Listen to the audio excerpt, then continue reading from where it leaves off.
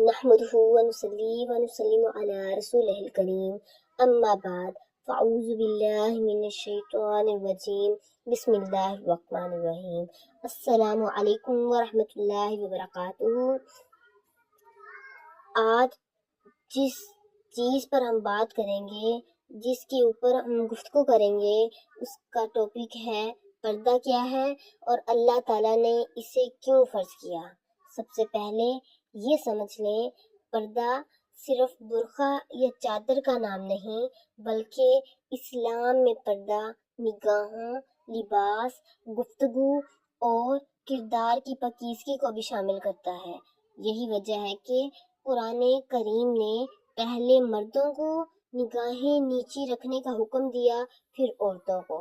اللہ تعالیٰ قرآن پاک میں فرماتا ہے، ایمان والے مردوں سے کہہ دیجئے کہ وہ اپنی نگاہیں نیچی رکھیں اور اپنی شرمگاہوں کی حفاظت کریں۔ یہ آیت سورۃ النور کی آیت نمبر 30 ہے، اور اس کے بعد ایک اور جگہ میں ارشاد باری تعالیٰ ہے، اور ایمان والی عورتوں سے کہہ دیجئے کہ وہ بھی اپنی نگاہیں نیچی رکھیں، اپنی عصمت کی حفاظت کریں اور اپنی زینت ظاہر نہ کریں سوائے اس کے جو خود ظاہر ہو جائے۔ یہ بھی سورۃ النور آیت نمبر 31 ہے۔ اس طرح سورۃ الاحزاب میں اللہ تعالیٰ فرماتا ہے، اے نبی اپنی بیویوں، اپنی بیٹیوں اور ایمان والی عورتوں سے کہہ دیجئے کہ وہ اپنی چادروں کا کچھ حصہ اپنے اوپر لٹکا لیا کریں، یہ اس بات کے زیادہ قریب ہے کہ وہ پہچان لی جائیں، انہیں ایذا نہ دی جائے۔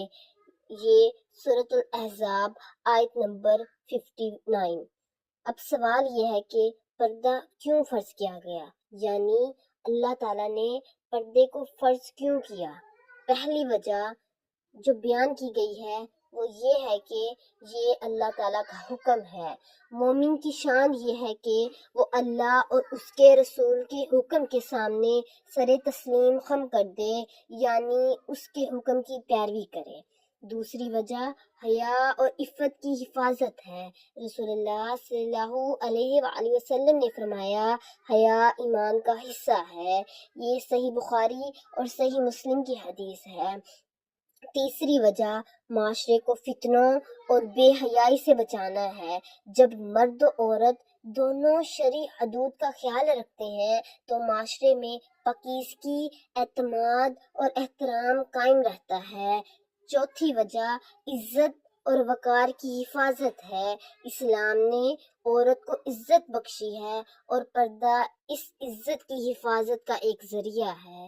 آخر میں یاد رکھیں، پردہ صرف عورت کی ذمہ داری نہیں بلکہ مردوں کے لیے بھی نگاہوں کا پردہ، شرعی لباس اور پاکیزہ کردار ضروری ہے۔ اللہ تعالیٰ ہمیں قرآن و سنت کے مطابق زندگی گزارنے، حیا اختیار کرنے، شرعی پردے پر عمل کرنے کی توفیق عطا فرمائے۔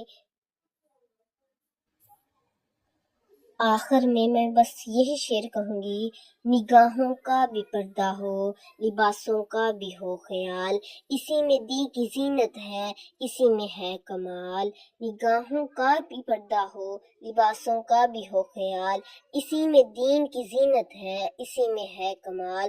وما آخر دعوانا ان الحمد للہ رب العالمین۔